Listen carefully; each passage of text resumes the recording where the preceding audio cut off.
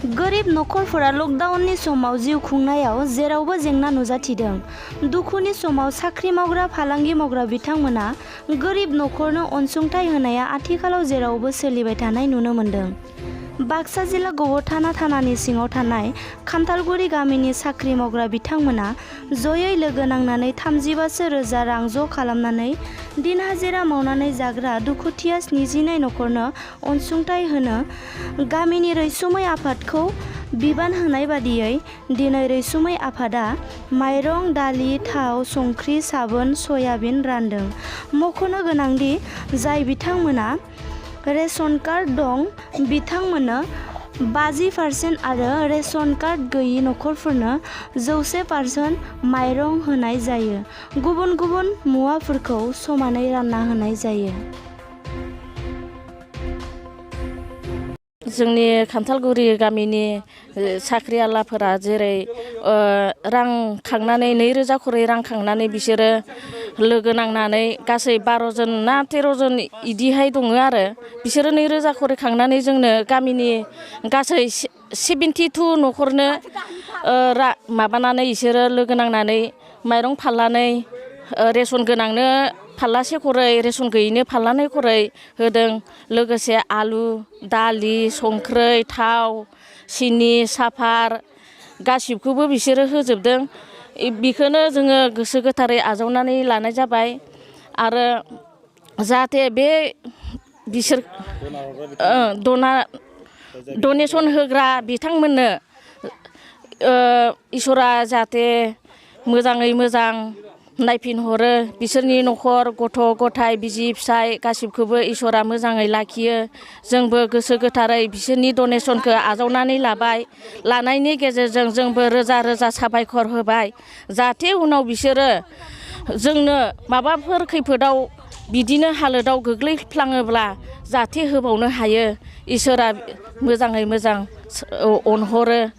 जों बेखौनो बुंनानै नाङैनो कर'ना भाइरास कभिड-19नि जि साग्लोबसारनाय बे साग्लोबसारनायखौ नोजोर बोनानै जोंनि भारत हादराव जिखिनि 21 सान लकडाउन फोसावबाय आरो बे 21 साना जोबखांनायनि उनाव फिन आरोबाव 3 मेसिम जि बारायबावबाय।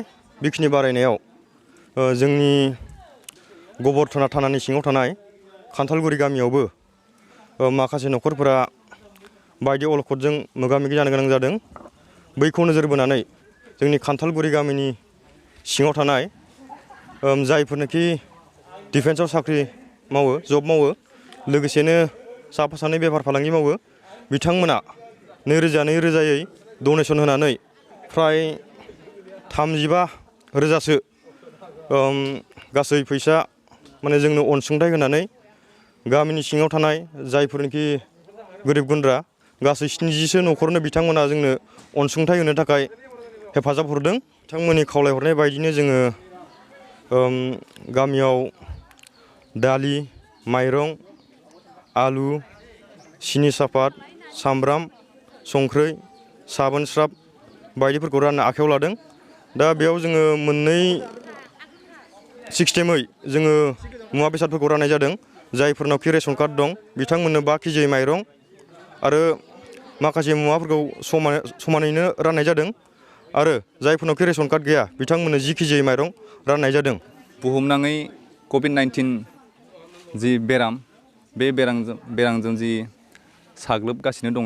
दा बेफोरखौ नोजोर होनानै जोंनि दिनैनि बे खान्थालगुरि गामियाव जोंनि गामिनिनो बिथांमोन जायब्ला सार्भिसमेन बा डिफेन्सआव मावनाय बा जोंनि खायसे बिजनेस मावनाय बिथांमोना जोंनि बे खान्थालगुरि गामिनि जि समस्या जि गोरिब गुन्द्रा बिथांमोनखौ रेशन होनानै जि बिहोमा हरदों बिथांमोननिसिम जों दिनै जोंनि खान्थालगुरि रैसुमै आफादनि जानानै जोङो बिथांमोननिसिम जोङो रोजा रोजा साबायखर बावहरबाय आरो उन भबिष्यतफ्राव बेफोरबायदि खैफोद आफोदफ्राव बिथांमोना जेन जोंनि गामियाव माबा मोनसे दुखु खैफोद जायोब्ला हेफाजाब होगोन बेफोरखौ आं मिजिं थिबाय। दा बिथांमोननि जि अनसुंथाइ होनाय बे अनसुंथाइ होनायजों जों दिनै गामिनि गासै 72 नखरनो जोङो बेफोरबायदि दा मुवा बेसाद माइरं दालिखौ जोङो राननो हादों। दिनैनि बे खान्थालगुरि गामिनिफ्राय जेसेबांजोन साख्रिआवला बिथांमोन आरो जायखिजाया गभर्नमेन्ट जब मावगिरि बिथांमोना लोगो नांनानै जोंनि बे लकडाउन समाव गोरिब गुन्द्राफोरनो जों खान्थालगुरि गामियाव गोरिब गुन्द्राफोरनो अनसुंथाइ होनानै जिबायदि गोजोन होदों जों बेयाव जोबोर गोजोननाय मोन्दों। लोगोसे आरो बेबायदिनो बिथांमोना गोजानाव थानानैबाबो लकडाउननि समाव गोरिब गुन्द्राफोरखौ बेफोरबायदि हेफाजाब होयोबा गोरिब गुन्द्राफोराबो जेनेबा थांनानै थानो हागोन लकडाउननि समाव। आरो लोगोसे बिथांमोना रेशन कार्ड गोनां गैयैयावबो डिभाइड खालामनाय जादों। मानोना रेशन कार्ड गोनांनो 50% होनानै रेशन कार्ड गैयिफोरनो 100% होनाय जादों। जेनेबा आरो दा जिखिनि बिथांमोना होदों बेखिनिखौ गासिबो लैहोर लैहोर लांफैनाय जादों सुबुंफ्रा।